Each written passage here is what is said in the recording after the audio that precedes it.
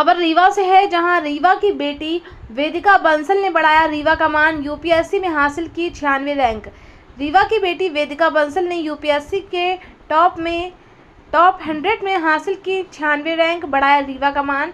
शहर के हेड गेवार नगर में रहने वाली वेदिका बंसल ने एक बड़ी उपलब्धि हासिल की है। वेदिका बंसल संघ लोक सेवा आयोग यूपीएससी की परीक्षा में टॉप 1000 की लिस्ट में 96 रैंक हासिल कर विद्या और रीवा जिले को गौरवान्वित किया है। बेटी वेदिका बंसल की इस उपलब्धि के बाद उनके घर पर खुशी का माहौल बना हुआ है।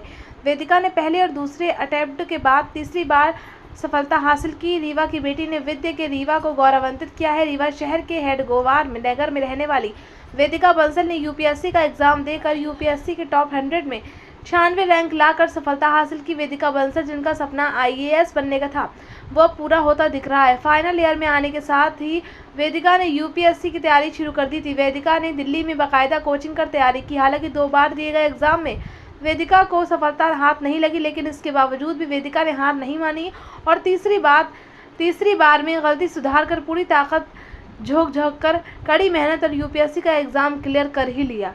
आइए देखते हैं ये रिपोर्ट संवाददाता रोहित कुमार के साथ।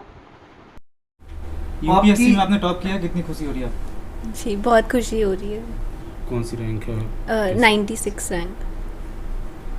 क्या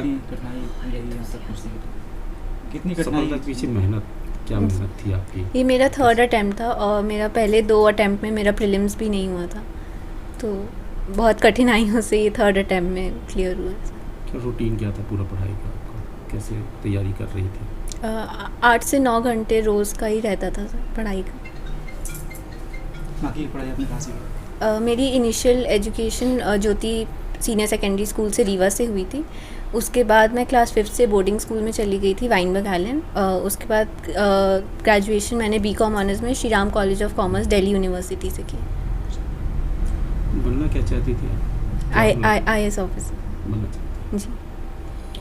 इस सफलता के पीछे आप किसका श्रेय देंगे? मेरे परिवार को, मम्मी, मेरे भाई, मेरी भाभी और मेरे फ्रेंड्स और मेरे मेंटर कनिष्क सर को। कभी ऐसा लगा हो कि नहीं हो पाएगा मेरा? ये इतना लंबा प्रक्रिया रहता है सर कि हमेशा लगता है कि इसमें नहीं हुआ तो, और जब 2 अटेम्प्ट नहीं हुए थे तो हमेशा लगता था कि अगर प्री में अगले 3rd में नहीं हुआ, मेंस में नहीं हुआ या फिर इंटरव्यू में जाके फिर रह गए तो ये तो सर हमेशा लगा रहता है कि नहीं होगा तो क्या होगा। फिर आगे कैसे बढ़ी है, क्या चल रहा था? इसमें मेरा परिवार का बहुत ज़्यादा सपोर्ट था और उन्होंने बहुत मदद की मूव ऑन करने के लिए कि एक बार नहीं हुआ, 2 बार नहीं हुआ, लेकिन कोशिश करते रहना चाहिए।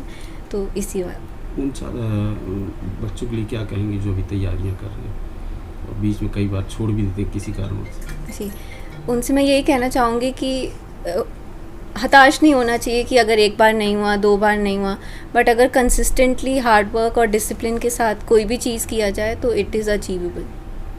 आपका रूटीन वर्क क्या था पढ़ाई के समय, जब आपकी तैयारियां होती थी, दिनचर्या कैसी होती थी? जनरली मैं 9 से 10 बजे अपनी टेबल पे बैठ जाती थी और जिस स्टेज के अकॉर्डिंग प्रेपरेशन होती थी, जैसे अभी प्री आ रहा है तो नॉर्मली मार्च से स्टार्ट हो जाता था प्री, तो हर दिन पेपर सॉल्व करना, फिर जैसे प्री हुआ तो उसके बाद आंसर राइटिंग प्रैक्टिस करना डेली, और फिर इंटरव्यू के लिए मैंने काफ़ी मॉक्स दिए थे ताकि मैं अकस्टम्ड हो जाऊँ प्रोसेस से।